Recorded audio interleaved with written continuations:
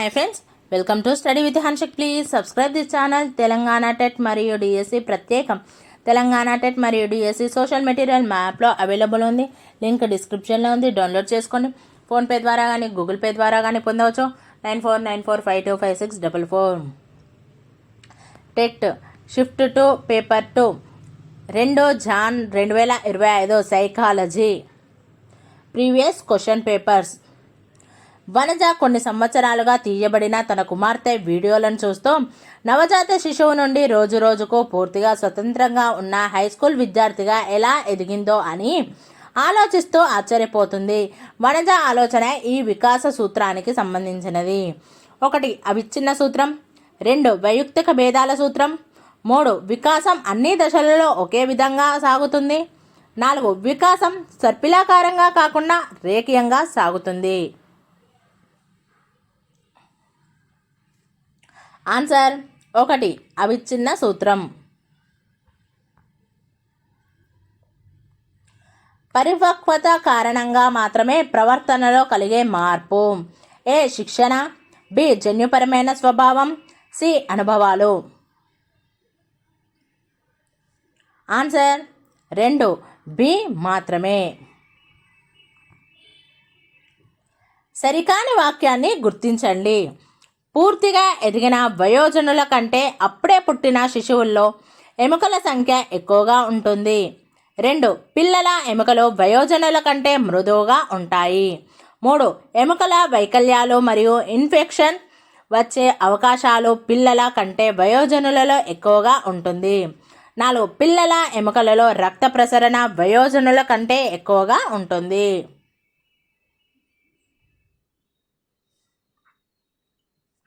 Answer 3 ఎముకల వైకల్యాలు మరియు infection వచ్చే అవకాశాలు పిల్లల కంటే వయోజనులలో ఎక్కువగా ఉంటుంది. కింది వాటిలో 1 పూర్వ బాల్య దశ యొక్క వికాస కృత్యం. 1 తగిన లింగ సంబంధ పాత్రలను నేర్చుకోవడం, 2 అమూర్త మానసిక పనిని చేయగల సామర్థ్యం, 3 సమూహం పట్ల విధేయతను పెంపొందించుకోవడం, 4 ఒక కాలితో గెంతడం మరియు క్యాచ్ పట్టుకోవడం.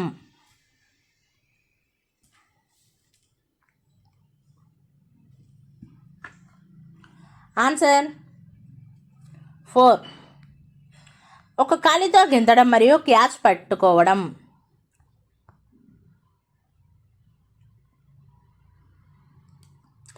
అన్విత తన శిశువుతో ఆడుకుంటుంది.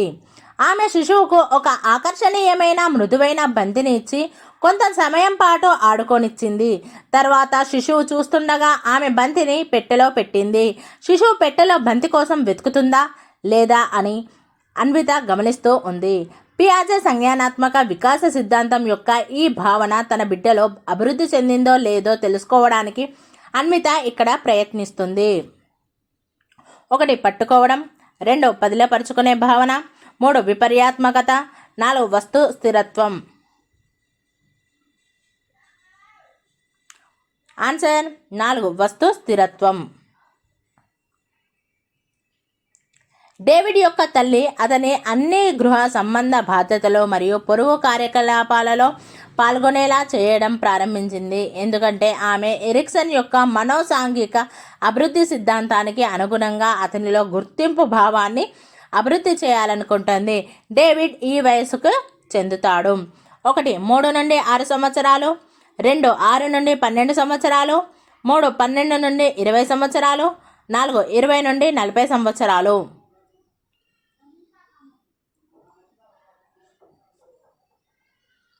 ఆన్సర్ 3 12 నుండి 20 సంవత్సరాలు. నోమ్ చామ్స్కీ యొక్క భాష అభివృద్ధి సిద్ధాంతానికి సంబంధించిన సరికాని స్టేట్మెంట్ను గుర్తించండి. 1 మానవులకు భాషని నేర్చుకునే సామర్థ్యం పుట్టుకతో వస్తుంది. 2 నోమ్ చామ్స్కీ భాషా సిద్ధాంతం ప్రవర్తనావాదంపై ఆధారపడింది. 3 భాష నేర్చుకోవడంలో పరికల్పన రూపొందించుకోవడం మరియు నియమాల నిర్మాణం యొక్క మార్గం అనుసరించబడుతుంది. 4 మానవ భాష యొక్క స్వభావం మరియు నిర్మాణం సార్వత్రికమైనది.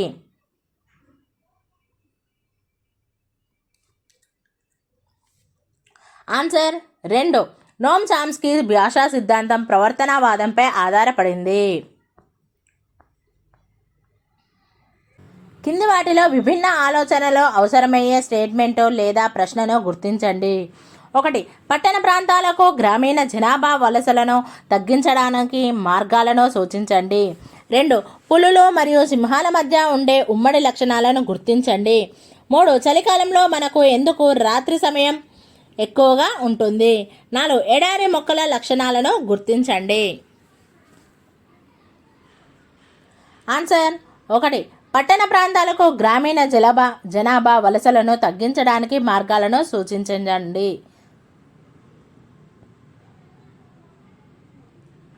ప్రజ్ఞాలబ్ధి అనేది ఒక వ్యక్తి యొక్క సాపేక్ష ప్రజ్ఞా సామర్థ్యాన్ని నిర్వచించే కొలమానం కాబట్టి ఇతర అన్ని పరిస్థితులు సాధారణమైనప్పుడు వ్యక్తి యొక్క ప్రజ్ఞాలబ్ధి 1. ఎల్లప్పుడూ మారుతూ ఉంటుంది. 2. దాదాపు స్థిరంగా ఉంటుంది. 3. అన్ని సమయాల్లో హెచ్చుతగ్గులకు గురవుతుంది. 4. పెరుగుతూనే ఉంటుంది. ఆన్సర్ 2. దాదాపు స్థిరంగా ఉంటుంది. స్వీయ భావనకు సంబంధించి కింది వాటిలో సరికాని స్టేట్మెంట్ను గుర్తించండి. 1. స్వీయ భావన స్వంత అనుభవాలతో రూపుదిద్దుకుంటుంది. 2. ఒక వ్యక్తి తన జీవితంలో ముఖ్యమైన వ్యక్తుల నుండి పొందే పరిపుష్టి ఆధారంగా స్వీయ భావన పెంపొందించుకుంటారు. 3. వ్యక్తులు స్వీయ భావనతో జన్మిస్తారు. 4. స్వీయ భావన అనేది వ్యక్తికి తన గురించి తనకు ఉండే అభిప్రాయం. ఆన్సర్ 3. వ్యక్తులు స్వీయ భావనతో జన్మిస్తారు. కింది వాటిలో మంచి మానసిక ఆరోగ్యాన్ని సూచించని దాన్ని గుర్తించండి. 1. సమతుల్య ప్రవర్తన. 2. సామరస్య పనితీరు. 3. సమైక్య మూర్తిమత్వము. 4. భావోద్వేగ అపరిపక్వత.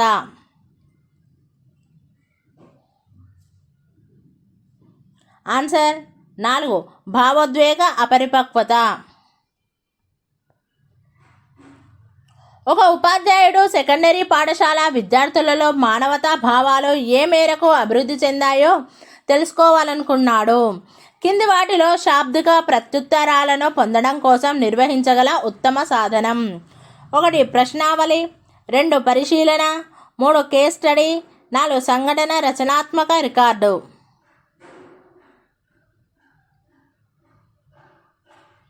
ఆన్సర్ 1. ప్రశ్నావళి. కింది వాటిలో పరిశోధన సాధనంగా ఇంటర్వ్యూ యొక్క ప్రయోజనాన్ని గుర్తించండి. 1. సున్నితమైన సమస్యలను విచారించడానికి అనుకూలమైనది. 2. ఇంటర్వ్యూ చేసే వారి యొక్క వ్యక్తిగత పక్షపాత ప్రభావం. 3. ఎక్కువ సమయం తీసుకుంటుంది కాబట్టి పెద్ద ప్రతిచయనానికి ఉపయోగించలేము. 4. నైపుణ్యం కలిగిన ఇంటర్వ్యూయర్ మాత్రమే సరైన సంబంధాన్ని ఏర్పరచుకొని డాటాను రాబట్టగలరు.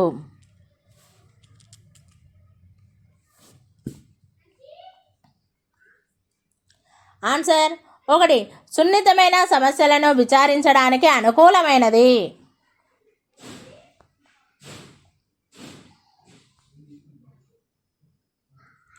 కింది వాటిలో ప్రవర్తనవాదం అందించిన వాటిని గుర్తించండి. ఏ. విశ్వసనీయ పరిశీలన. బి. అంతఃపరిశీలన. సి. ప్రవర్తనను రూపొందించడంలో పరిసరం యొక్క పాత్ర. డి. పునర్బలనం మరియు బహుమతుల ఉపయోగం.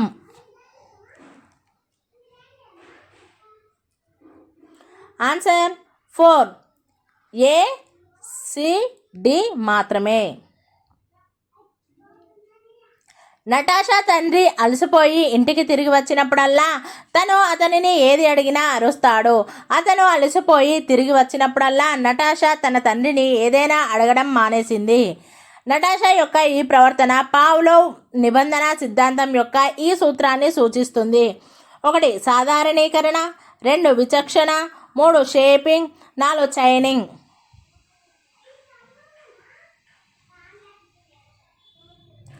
ఆన్సర్ 2. విచక్షణ. సుమిత తన హై స్కూల్ రోజుల్లో మంచి స్థానిక నృత్యాన్ని చేసేది. చాలా సంవత్సరాల తర్వాత ఆమెను మళ్ళీ నృత్యాన్ని చేయమని ఆమె కుమార్తె కోరింది. కానీ సుమిత దీర్ఘకాలమైనందున ఇప్పుడు సరిగ్గా ప్రదర్శన ఇవ్వలేనని చెప్పింది.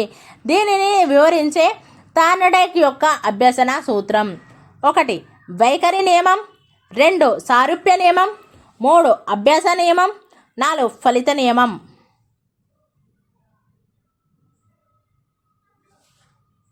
ఆన్సర్ 3 అభ్యాస నియమం. పియాజే మరియు వైగోట్స్కీ ఇద్దరు పిల్లలు తమ జ్ఞానాన్ని నిర్మించుకుంటున్నారని విశ్వసిస్తారు. అయితే పియాజే నుండి దీనికి ప్రాధాన్యత ఇవ్వడంలో వైగోట్స్కీ విభేదిస్తారు. 1 ఉద్వేగం, 2 సాంఘిక సాంస్కృతిక నేపథ్యం, 3 పరిశీలన, 4 ప్రవర్తన యొక్క పరిణామం.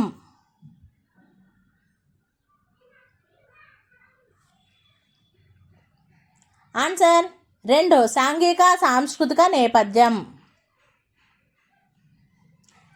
కింది వాటిలో పరిశీలనాత్మక అభ్యసనం యొక్క ఉదాహరణను గుర్తించండి.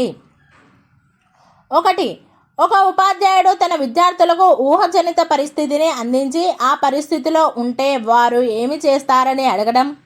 2 ఒక తండ్రి తన కుమార్తెకు మునుపటి అభ్యసనం ఆధారంగా ఒక సమస్యను పరిష్కరించమని చెప్పడం. 3 ఒక టీచర్ క్లాస్కి పజిల్ ఇస్తూ ముందుగా పరిష్కరించే వ్యక్తికి రివార్డు అందుతుందని చెప్పడం. 4 రోడ్డు దాటుతున్నప్పుడు స్కూటర్ ఢీకొట్టిన తన పొరుగువారి కొడుకును గురించి చెబుతూ ఒక తల్లి తన కొడుకును జాగ్రత్తగా ఉండమని చెప్పడం.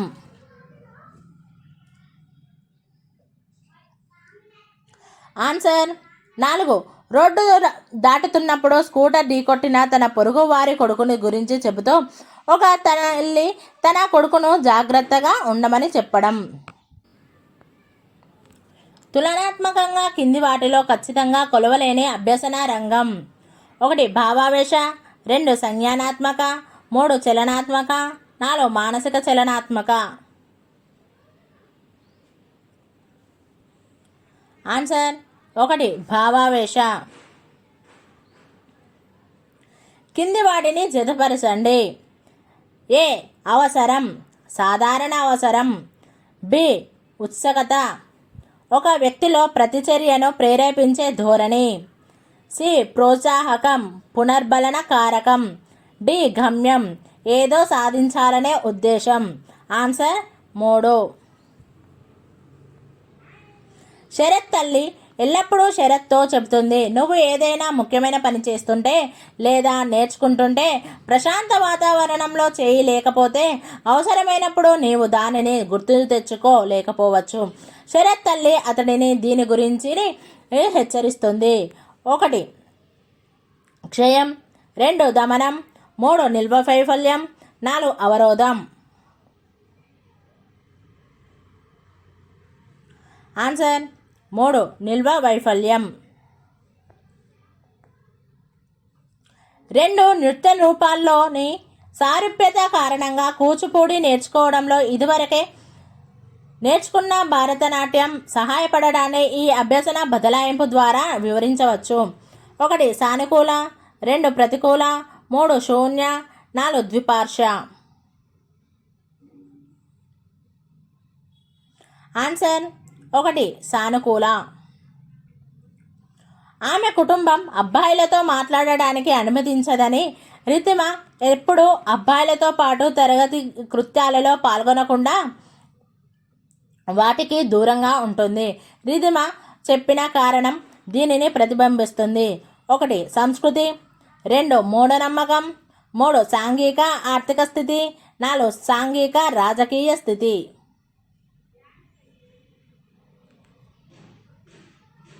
ఆన్సర్ 1 సంస్కృతి.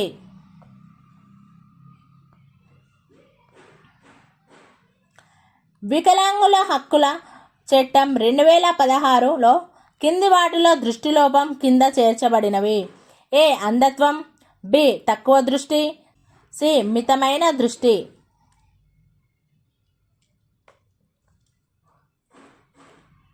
Answer 4 A B. ఈ ప్రణాళికలో కొన్ని కారణాల వల్ల పూర్తి చేయలేకపోయిన అంశాలతో ఎలా వ్యవహరించాలో వివరించే బ్యాకప్ ప్రణాళిక ఉండాలి. 1 టర్మ్ ప్రణాళిక, 2 యూనిట్ ప్రణాళిక, 3 వార్షిక ప్రణాళిక, 4 పాఠ్య ప్రణాళిక. ఆన్సర్ 4 పాఠ్య ప్రణాళిక. కింది వాటిలో 1 ఆవిష్కరణ అభ్యసనం యొక్క ప్రతికూలత. 1 విద్యార్థులు స్వీయ ప్రేరణతో పొందుతారు. 2 పెద్ద సమూహాలలో ఉపయోగించడం కష్టం. 3 కొత్త పరిస్థితులకు సమర్థవంతమైన బదలాయింపుకు సహాయపడుతుంది. 4 విద్యార్థులను తార్కికంగా ఆలోచించేలా ప్రోత్సహిస్తుంది.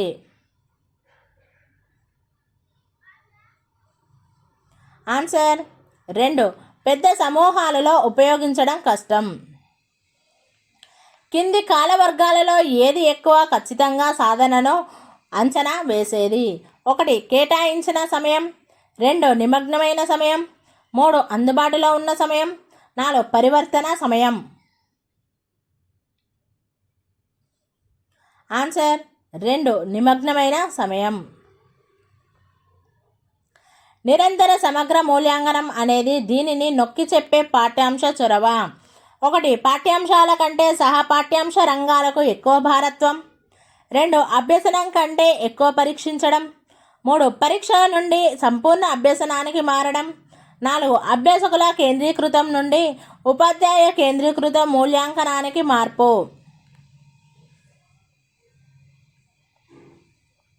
ఆన్సర్ 3 పరీక్ష నుండి సంపూర్ణ అభ్యసనానికి మారడం. ప్రాజెక్టు పద్ధతికి సంబంధించి సరైన స్టేట్మెంట్ను గుర్తించండి. 1 పరోక్ష అనుభవం ద్వారా మాత్రమే అభ్యసించడంలో ప్రాజెక్టు సహాయపడతాయి. 2 ప్రాజెక్టు ద్వారా నేర్చుకోవడం సంబంధితంగా మరియు అర్థవంతంగా ఉంటుంది. 3 ఉపాధ్యాయ కథనం ప్రాజెక్టుకి ఒక ఉదాహరణ. 4 ప్రాజెక్టు విద్యార్థుల సామర్థ్యాలపై ఆధారపడి ఉండవలసిన అవసరం లేదు.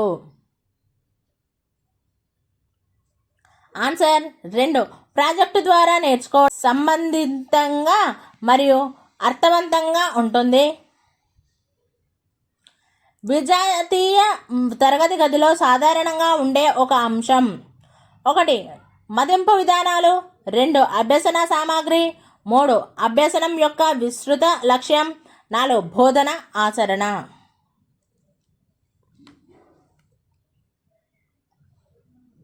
ఆన్సర్ 3 అభ్యసనం యొక్క విస్తృత లక్ష్యం.